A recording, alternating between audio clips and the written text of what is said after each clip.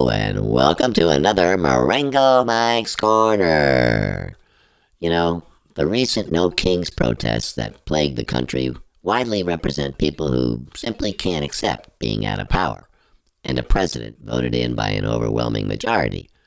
The anti-monarchy or even executive power message just doesn't make sense. They didn't care when President Barack Obama, the pen and phone president, he was tearing up immigration laws to enact amnesty by executive fiat. Or when President Joe Biden was acting like a typical king of old, spending his days taking naps and eating ice cream while his advisors did authoritarian things like randomly declare new constitutional amendments official. They were nowhere to be found.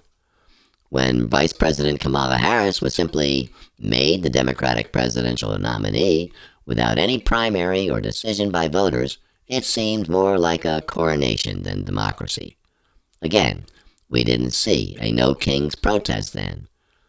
They were for COVID-19 lockdowns and mandatory shots when it was clear they were actually hurting children and destroying lives. America doesn't have a king, so mission accomplished.